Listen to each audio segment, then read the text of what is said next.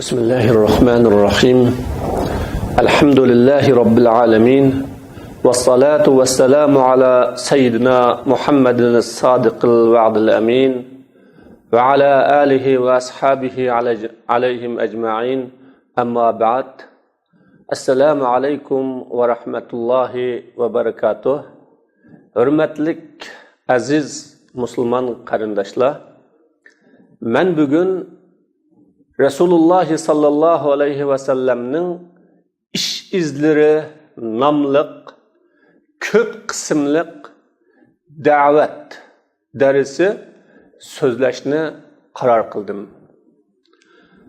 Çünkü biz hemmimiz Allah subhanahu ve ta'ala'nın razılığını izleş, Allah subhanahu ve ta'ala'nı yaxşı görüş, Allah subhanahu ve ta'ala'nın biz mümin musulmonlarga tayyorlagan cennetiga erishishni hammedin bek arzu qilamiz.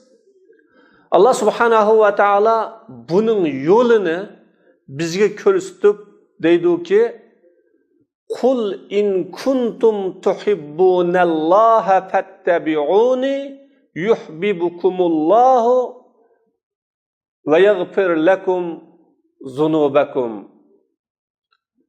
Mana bu ayette Allah subhanahu ve ta'ala Peygamber aleyhissalatu vesselam arqılıq meni yaxşı kömekçi bo'lgan, mana muhabbetining baliqini da'vo qilgan insonlarga shuni uqtirib qo'yingki, agar sizlar Allohni yaxshi ko'rsanglar, Allohga muhabbatinglar bo'lsa, mana agishinglar deng deb Allah bizga xabar berdi, birodar.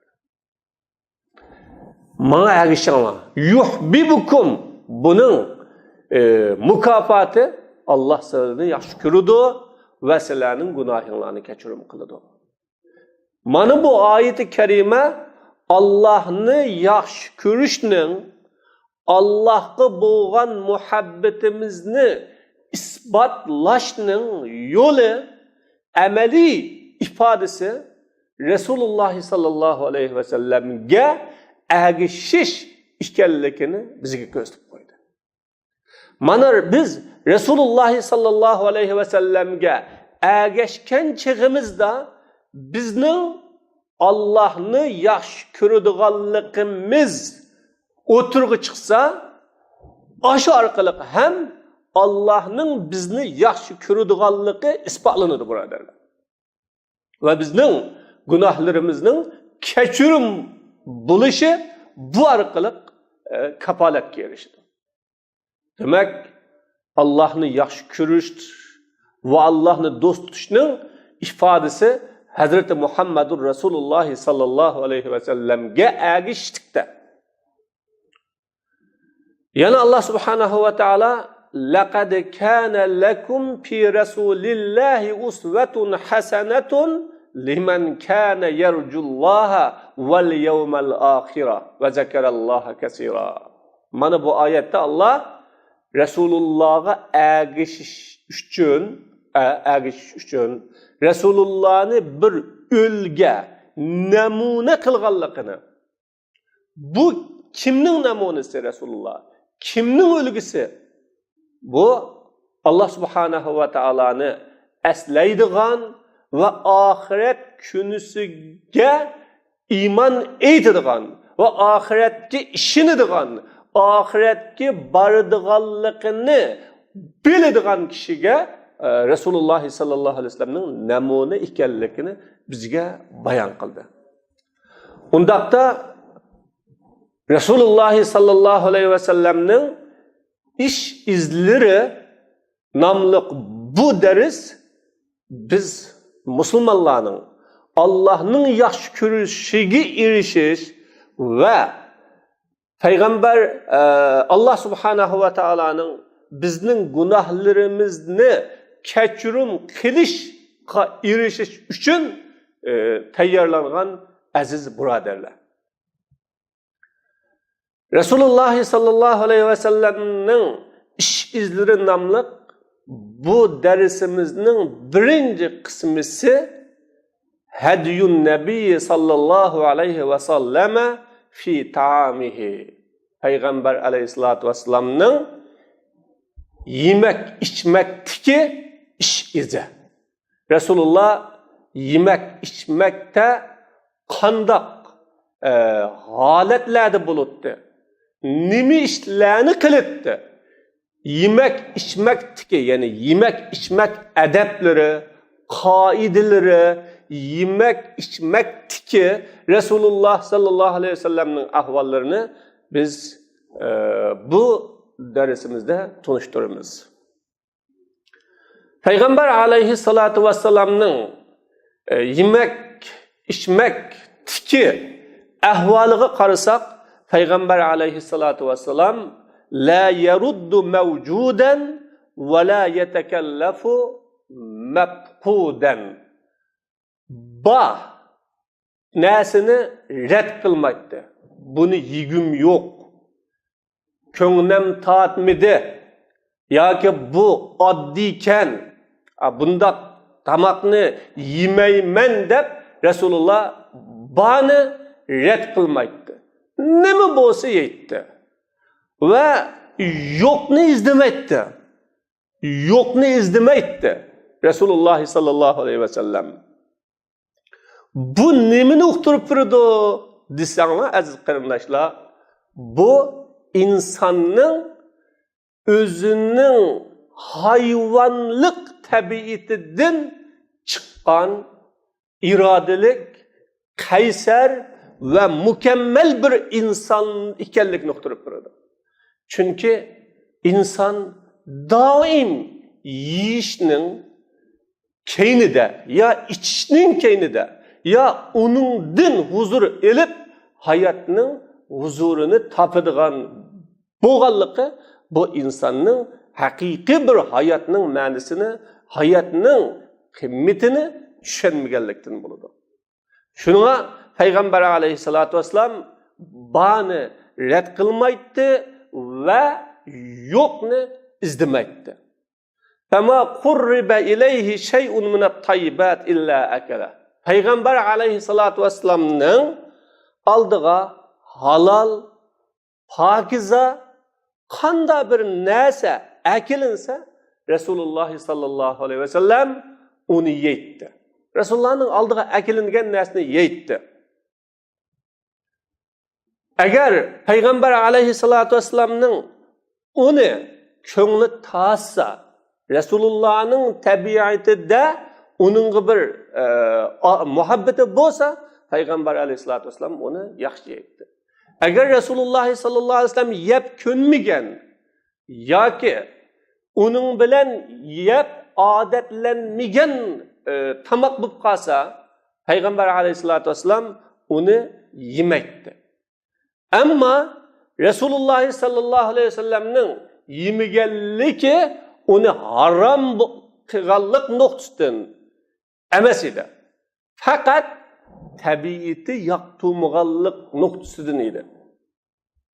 Mana Peygamber aleyhissalatu vesselam bir günüsü aldığa kile deyildiğen bir hayvanını pişirip akilindi de Resulullah sallallahu aleyhi ve sellem onu yemedi.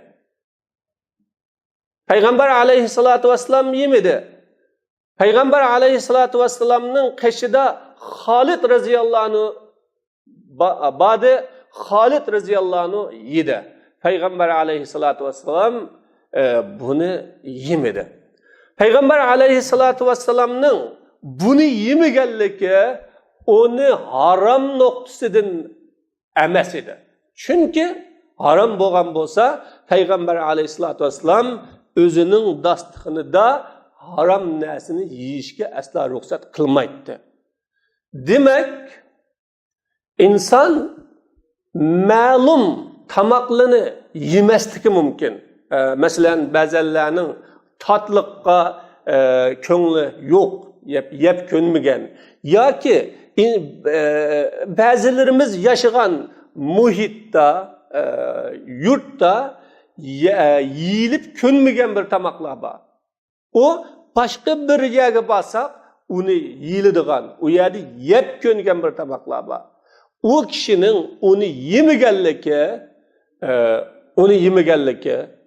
o tamakını yiyiş doğru emes degenlikten bulmasdan, belki özü adetlenmegen, ya özü onu yep könmegen, ya ki o tamakını istimal kılıp kemmegen boğaçka yemese, o eyiplenmeydi. O işi için başkalarının aldıda onu hata kılğanğa nispet verilmeydi. Doğru. Hem adamның tabiati okşaşamaz. Halal dep hemmini yegili olmaydı. Bazı insanlar mesela göç yemeydiğanları var. Bazı insanlar mesela tuxum yemeydiğanları var. Bazı insanlar maylık taamını yemeydiğanları var. Bunu yemegenligi bilen onu eyiplaşqa bo'lmaydi. Böyle Peygamber aleyhissalatu vesselam arzu kılsa yetti. Arzu kılmasa onu koyup koydu. Ama Peygamber aleyhissalatu vesselam asla eyiplemeydi. Ma'abe Resulullah sallallahu aleyhi ve selleme ta'amen kattu. Peygamber aleyhissalatu vesselam bire taamını asla eyıplap bakkan emas. Yani bu tamak okşumaptı.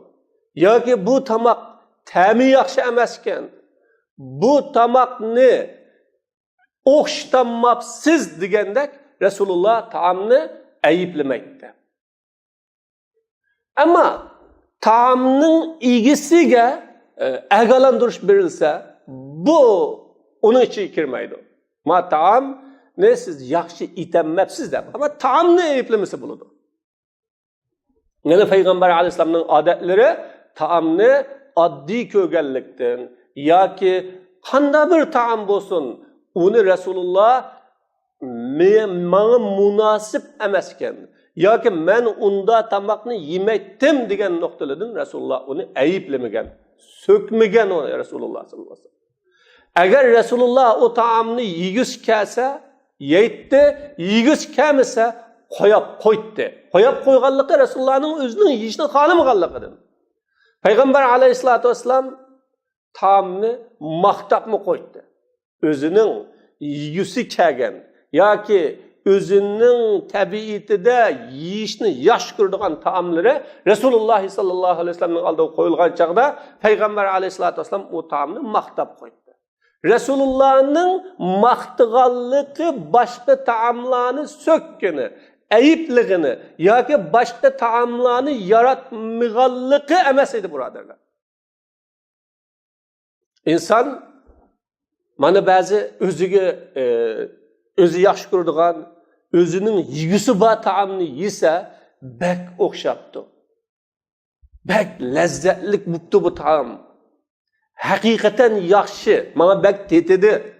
Şunun için bunundan köp yevettim, deydi buradarlar. Bana bu maktaş, ama başkasına eyiplegenlik emas, sökkellik emas. Bana bu Peygamber aleyhissalatu vesselam'ın yemek içmekteki adetleriydi. Peygamber aleyhissalatu vesselam halal, her kandak nasip olsa, onu özünün köngli taatkan bolsa yetti. Peygamber aleyhissalatu vesselam halvi yetti, hasel yetti. Ve Resulullah onu yaş küretti. Tügü göçlerini yetti, tohu göçü yetti, yağı işek göçlerini yetti, tuşkan yetti, denizin mahsulatlarını yetti, her xil türdeki deniz mahsulatlarını yetti. Pişirilgen ham bazı mesela meyve çiviler yemekçi bolsa ürükke okşagan meyve çiviler bolsa yetti. Sütünü sap aşağı sıgıplam ekep, ne onu kaynatış, ne onu su arılaştırış, bunu yetti Resulullah sallallahu aleyhi ve sellem. Sap yeydi. Bazıda süt bilen, su bilen aralashtirib yeydi. Hasalni sap su bilen elishtirib içerdi. Peygamber aleyhissalatu vesselam hasal içishni bak yaxshi ko'radi. Rasululloh sallallohu alayhi vasallamning odati shu edi. Yine Peygamber aleyhissalatu vesselam pişirilgan ciğerini yeydi. Peygamber aleyhissalatu vesselam göç yeydi. Bazıda göçni nan bilen qo'shib yeydi. Resulullah sallallahu aleyhi ve sellem mesela qo'g'in, tavuz deganga o'xshagan har turlik meyvelarni yeydi. Ama Peygamber aleyhissalatu vesselamning odati bu narsalarni yeyishda bani o'zining irishaligini yeydi. Ama uni yegim keldi, mani yegim keldi deb yigisi kaginning keynidan izlab birib yoki akal turib qimmat bo'lsa yegim kaginni yeb olay deb yemaydi aziz qarindoshlar. Rasululloh sallallohu alayhi vasallam mana bu odati edi. Demak, Peygamber aleyhissalatu vesselam bu yemek içmeklerinde özünün nefsinin keyniga, şehvetinin keyniga yoki qo'sqinin mecburlishinin keyniga kirib ketmaydi. Peygamber aleyhissalatu vesselam yiyish imkoniyati bo'lganini yeydi, yiyish imkoniyati bo'lmaganini shuni yegim batdi deb alohida uning keynidan ketmaydi. Mana bu Peygamber aleyhissalatu vesselam'nın yemek içmeklerideki adetleridir. Hatta Peygamber aleyhissalatu vesselam bazıda yigidek bir narsa tapanmay künlep mi ötep giderdi. Mesela Resulullah sallallahu aleyhi ve sellem özünün qo'saqlariga taş tangan vaqtlarmi bor? Bir gün, iki gün acılıkның qattiqligidan taş tengib mangan vaqtlari bor Resulullah'ның. Haftalab, aylab Resulullah'ның uyida tamak içish uchun qozon esilmaydi. Qozon qaynatılmaydi. Tamak hazırlanmaydı. Aylab ötep giderdi Resulullah sallallahu aleyhi ve sellem'nin öylerde bir ot yakılmaydı. Mana bu Resulullah sallallahu aleyhi ve sellem'nin turmuşida addi sadda dünya maişetlerinin keyniga kirib ketmagan, hayatning lezzetini fakat muşu dünyanın lezzeti deb his qilib olmaganligining bir dalili birodarlar.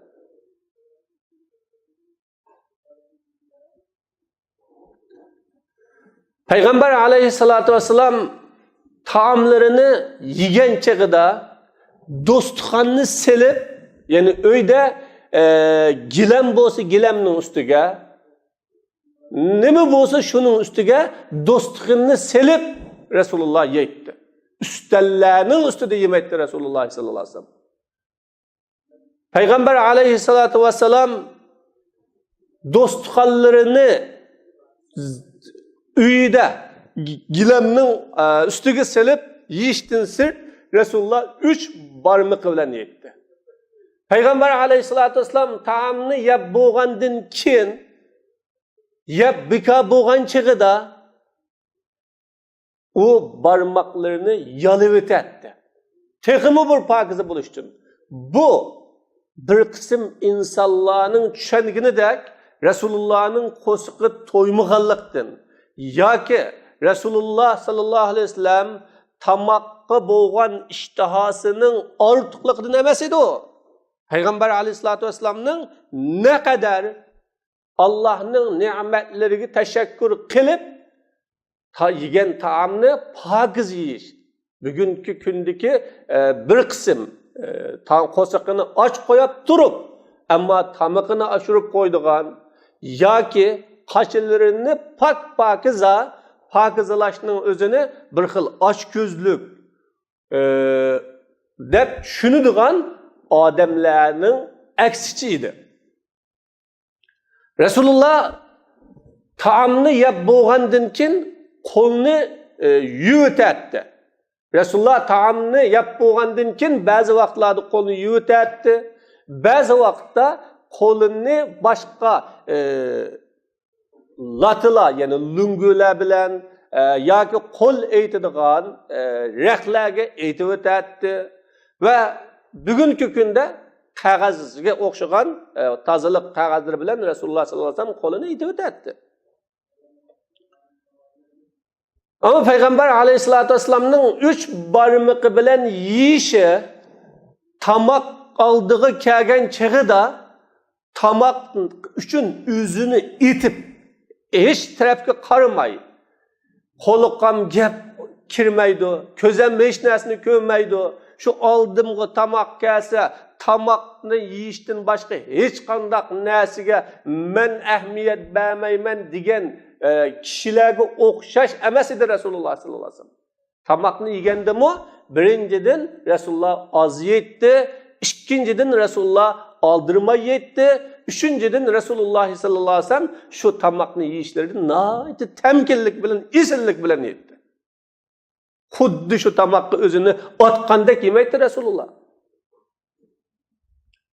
Ama Rasululloh sallallohu alayhi vasallam tamoqlarini yesa yukinib o'ltirib yetdi. Men bir Allohning quli, qulga loyiq yeyman dedi. Allah'ın nimeti mening aldımga kelgan chag'ida o Allah'ın şu bana bergan nimetiga quldek holatda yeyish orqali Rabbimga tashakkur aytaman deb Rasululloh quldek ketdi. Yulinib o'ltirib yemaydi. Ya o'ng'i bo'lsin, yoki so'lg'i bo'lsin, yulinib o'ltirib yemaydi. Yoki keyniga bugungi kunda sapalida o'ltirib o'ngda yotqanga o'xshagan shaklda yulinib o'ltirib Rasululloh sallallohu alayhi vasallam tamoq yemaydi.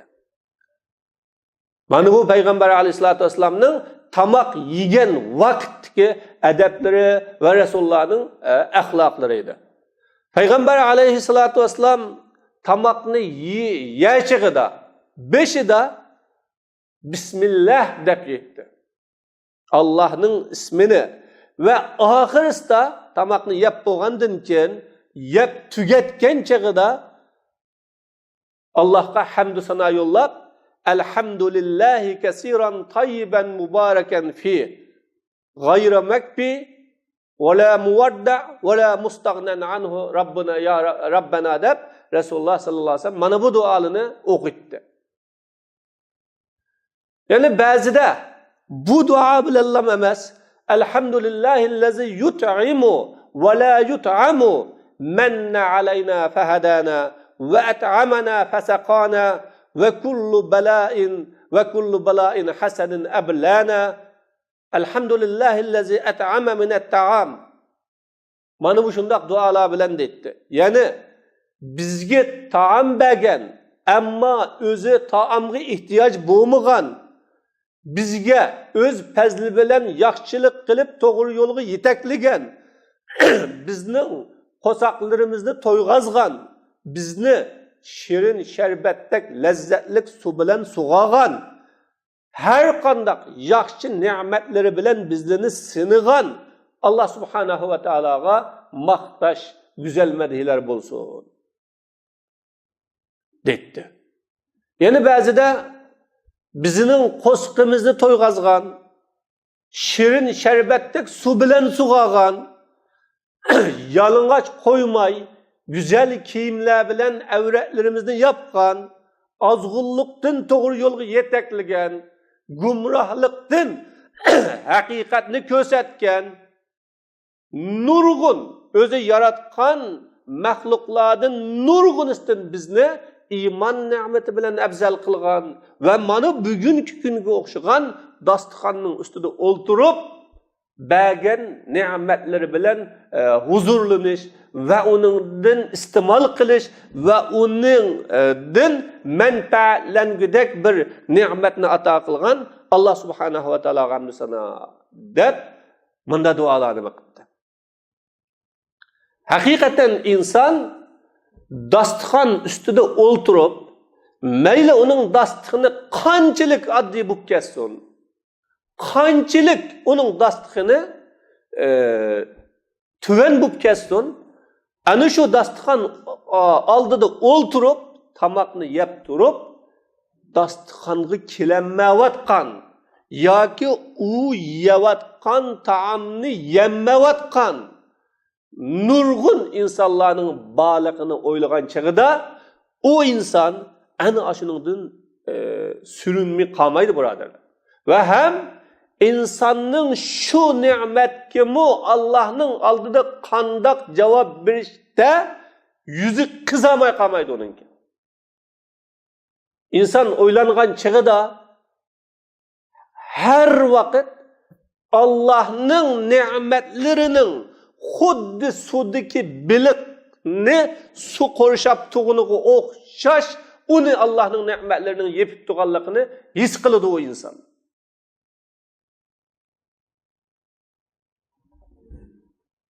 Mana bu Payg'ambar alayhisolatu vasallamning yemek içmekteki adetlere. İnsan nemi üçün yeydi o? Yiyişni huzur üçün yemdi o. Ya ki özünün yemek içmek arkalık ten sağlamlıkını, akıl sağlamlıkını, özünün hayattaki mevcudiyetini kapalendiriş üçün yemdi o. Bunu bir farqlantirish kerak. En yaxshi tamoq inson lazzatlangan, uning ta'mini tetib, ko'ngli ichilgan, uning o tamoqning kuchi bilan Allohga qulchilik qila olgan tamoq bu eng yaxshi tamoq. Bu eng yaxshi tamoq.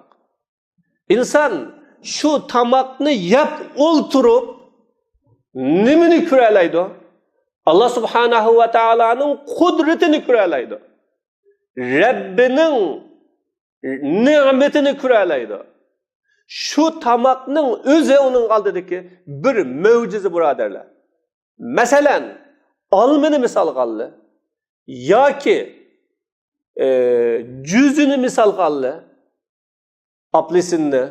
Aplisini yoki bir bananni misol qildi, inson shuni yeb turib, uning lazzatidan huzurlanib turib, bir o'ylangan chog'ida ana shu yeyotgan mevani dunyoda yashayotgan inson uning ilmi, saviyasi, uning iqtidori qanday bo'lib ketsin, insan uni o'ylangan chog'ida uni birer insonning yasayamaydiganligini, birer insonning undaq ta'milik, undaq lazzatlik bir mevani, oddiy bir mevani akilanmaydiganligini, ammo uningga Allah subhanahu va taolaning oldiga akab berganligini o'ylamay turolmaydi aziz birodarlar.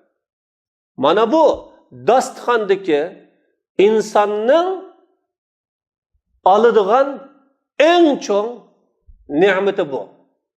Bir tarafdan o'zining tanning sog'lomligi, aqlining sog'lom bo'lishi, jismonining sog'lom bo'lishi uchun uzuqlandırsa, yeni bir tarafdan insan onun lezzeti ta'mi bilan huzurlangandan sırt o arqılık Allah subhanahu ve ta'ala'nı tunuyalaydı. Allah'ın nimetini tunuyalaydı.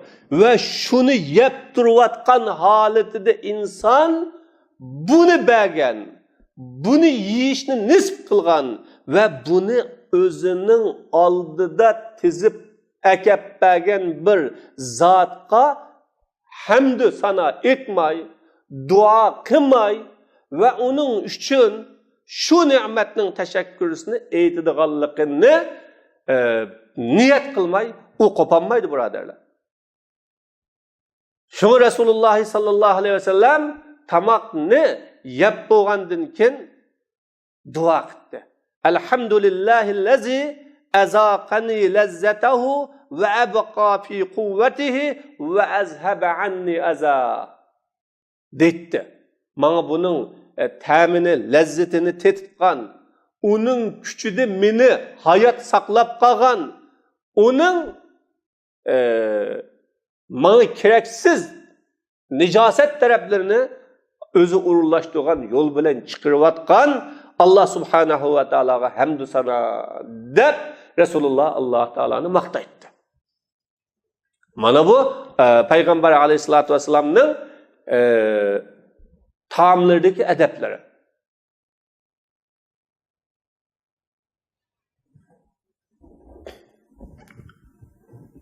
Demek Resulullah sallallahu aleyhi ve sellem taamını yep turup Allah'ını esletti. Taamını yep turup Allah'ını yadit etti. Şu taamının teşekkürüsünü şu vakti bildiretti. Peygamber aleyhissalatu vesselam taamını yep boğandın kin kollarını aldığı diginimizge okşaş yalap boğandın kin Resulullah su içetti. Su içetti. Sunu Resulullah köpünçe olturup içetti. Ürütürüp emez. Bazıda Peygamber aleyhissalatü vesselam ürütürüp su içtin toz kan çekligen. Demek Resulullah sallallahu aleyhi ve sellem'nin sunu ürütürüp içkenliki bu su içişinin ürütürüp içişinin durustluğunu ispatlap verse ama Resulullah'ın olturup içkenliki Resulullah sallallahu aleyhi ve sellem'nin bu su içişte olturup içişinki ebzellikini oturup verdi. Hem bu bir kemterlikinin şu sunu onunla temilik, huzurluk kılgan Rabbinin aldıda kulluk ne davam kılıdıganlıkının bir ifadesiydi. Mana bu olturup su içinin hatta tibabettim o yani şu doktorluk sahasıdır mı insanın tiniga ne kadar bir şifalık yani menfaatlik ikenliki ama ürütürüp su içinin bir ziyallık ikenliki bu ispatlangan bu. İlmi teknikler bilen bu ispatlangan bu. Peygamber aleyhissalatu vesselam su içkenden keyin eğer Resulullah'ın keşida köp kişiler bolsa, mesela bir topluşup oltuğan vaqtda taam yegen bolsa, Resulullah taamını yep sunu içkenden keyin qanday qildi? Aldı bilen o'ng tarafidagi kishiga sunutdi. Agar Resulullah'ın o'ng tarafidagi kishi oddiy bir inson ama sol tarafidagi kishi hurmatlik yoki bir muhim bir shaxs bo'lsa, bo'lgan chig'ida Payg'ambar alayhisolatu vasallam o'ng tarafidagi kishidan so'raydi. Bu sizning haqqingiz. O'ng tarafdan berishga asosan bu sizning haqqingiz. Ammo sol tarafdagi kishiga beremsiz, bermamsiz deb Payg'ambar alayhisolam so'rgan. Haqni Rasululloh qat'an unda zayo qilib etmaydi. Başkalarının yüzünü de zaya kılıp atmaydı. Ama hakkını zaya kılıp etmeymen dep Resulullah hem her bir hakkını özünün uğrunu da koymaydı. Mesela çoğlarını hürmet kılış, çoğlarını izzetleş, çoğlağa onun çoğunluğuna layık şekilde muamele kılış, İslam'ın ahlakı, Resulullah'ın ahlakıydı. Resulullah bunun için onundan ruhsat soraydı. Ruhsat talep kılattı. Bir kıtım Peygamber aleyhissalatu vesselam'ın on tarafıda bir bala, sol tarafıda Ebu Bekir'e battı. Resulullah sallallahu aleyhi ve sellem Ebu Bekir'i bir iş için ya gulam, ete'zenuli ma Abu Bakır'ga bir ishimga ruxsat qilamsan deganda u bola dediki vallahi la ad'u haqqi fi shurbi ba'dak degan edi. Seningdan keyin ikkinchi bo'lib suv ichish haqqimni men hech kimga qo'ymayman dedi. Onun Peygamber aleyhissalatü vesselam sonu berdi ve o on tarafından işte.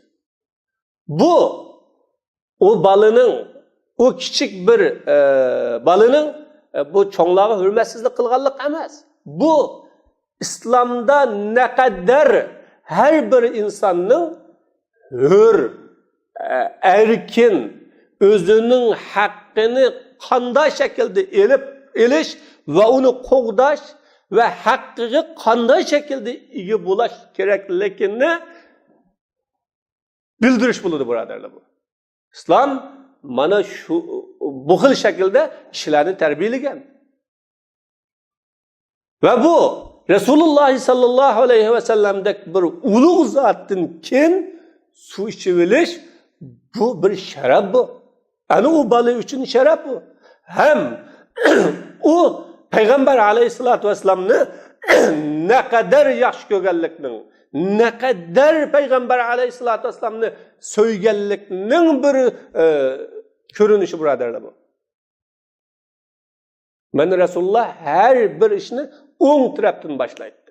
Ve on taraftan başlaşını Peygamber aleyhissalatü vesselam yaxşı göretti. Yaxşı göretti. Şunun için Peygamber aleyhissalatü vesselam İbda bil yemin. Ondan başla. Ondan başla diyen bu kaidini innallaha yuhibbut tayammun. Ondan başlaşını Allah yaxşı gördüğün bu kaidini yol koygan. Demek Peygamber aleyhissalatü vesselam mana bu şekilde yemek içmekleri de edep, ahlak bilen zinnetlengen idi. Allah subhanahu ve taala bizge ve ma ataakumur rasulu fakhuzuhu ve ma nahakum anhu fantahu. Sizlarga peygamber qanda bir narsani apkasa. Mayli o sözü orqali bo'lsin, mayli o o'zining amaliy ish izlari orqali ko'rsatilgani bo'lsin, mayli o o'zining oldida bo'lgan, ammo Rasululloh sallallohu alayhi vasallam uni e'tirof qilgan e'tirofi bilan bo'lsin, sizlar uni chin tutinglar degan. To'sqinidan yeninglar degan. Demak, aziz musulmonlar, biz Peygamber aleyhissalatu vesselam'nın iş izlerinden yemek içmeklerimizde mi ügünüş? Bu bir ibadet. Muhim ibadet. Bizni Allah'ı takva kılıdıgan, Allah'ı yakın kılıdıgan, dualarımızı icabet kılıdıgan bir ibadet. Peygamber aleyhissalatu vesselam su içse qaçını kötəgənçi sunu qenib qoyab qoymaydı. Resulullah en kamdı 3 qitim içerdi. Bir kötəgənçe içib etmeydi. Xuddi bazı hayvanlar var, şu su içse tumuşqını suğa qoyğandan keyin ta o sudun toyğançığını kötəgəniga o'xshash Resulullah bunda içmekti. La teşrabu keşurbilhim. Ussap çidiyamgan tüge içkiniga o'xshash içmanglar. Belkim salmaklık bilen içinglar dedi. Demek Resulullah meyli tamak yesin, meyli su içsin, şundak temkin, şundak bir güzel bir şekilde, özünü tutuvagan bir şekilde işetti Resulullah sallallahu aleyhi ve sellem. O xil başkalarının ki karışıdı mı yaman körlüdüğün bunday şekilde Resulullah içmeydi. Peygamber aleyhisselam. Yani su içken çaktı mı dez ketken ya ki bir tarafları sinip ketken bunda kaçıdı Resulullah içmeydi. Kaçıdı bunda. Belki o dez ketken tarafları tuluk yuyulmagan yani tazalanmagan buluşu mümkün. Şunun için Peygamber aleyhissalatü vesselam onda kaçılardı. O içmeydi. Bu Resulullah'ın onda kaçıdın içmezlik özünü bir çoğun tutkanlık, mutekebbirlik, kıygallıktın emesiydi. Ama tazılıkka ne kadar ehmiyet belgelikten iyiydi buralarla. Payg'ambar alayhisolatu vasallam doim tamoq yesa o'ng qo'li bilan yeydi. Agar ko'pchilik kishilar bilan tamoq yegan vaqtda o'ng qo'li bilan oldi tarafidan yeydi. Qochining hamma yerlariga qo'lni sunib yemaydi. O'ng tarafidan, oldi tarafidan o'ng qo'li bilan yeydi. Ama meyve-çevilarni, dasturxonga tizilgan meyve-çevilarga kelsak, buning da Payg'ambar alayhisolatu vasallam xohlagancha yeydi. Xohlaganini yeydi. Ammo tamoqda adab, axloq bilan yeydi. Demak, Payg'ambar alayhisolatu vasallamning mana bu tamoq yeyishlari birinchidan bani yeydi. Ammo yo'qning keynidan izlamaydi. Yo'q uchun Rasululloh jafo tortmaydi. Yegan tamoqlaridan haqiqiy lazzat ilib yetdi. Onun maqsadini tushunib yetdi. Va tamoq yeyishda Allohga qo'lchilik qilish degan bu ruhdan yiroqlashmagan holatda yetdi. O'ng qo'li bilan bismillah deb adab axloq bilan yetdi. Aziz birodarlar, mana biz Rasululloh sallallohu alayhi vasallamning sunnatlariga ergishishimiz, tamoq yegan vaqtlaridami Payg'ambar alayhisolatu vasallamning tamoq yeginiga o'xshash yeyishimiz, avlodlarimizga ana shundoq o'rgatishimiz, o'zimizning nafslarining, shahvatlarining keyniga kirib ketmasligimiz bu pek isil axloq.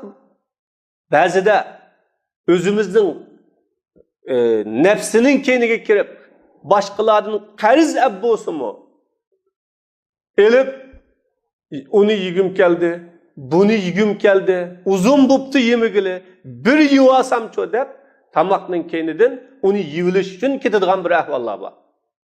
Mana Payg'ambar alayhisolatu vasallam hayotda bunday yashagan. Bir mu'min musulmon normal holatda yemek içmeklarda mı oddiy sadda, normal, badep, buzup çaşmaydıgan, yok dep, ümitsizlenip yatmaydıgan şekilde yiyişi ve istimal kılışı bu Peygamber aleyhissalatü vesselam'ın adab ahlakları ve sünnetleridir. Allah subhanahu ve teala hemmimizni Peygamber aleyhissalatü vesselam'ın iş izleriga ergeşkili ve Peygamber aleyhissalatü vesselam'ın iş izlerinden ügengili nasip kılsın. Allah subhanahu ve teala hemmimizge özü razı bulduğun, yaxşı görüdüğün yolunu bizge körüsetsin. Allah hemmimizni cennetine kirgili nasip kılsın. Bi rahmetike ya Rahman Rahim.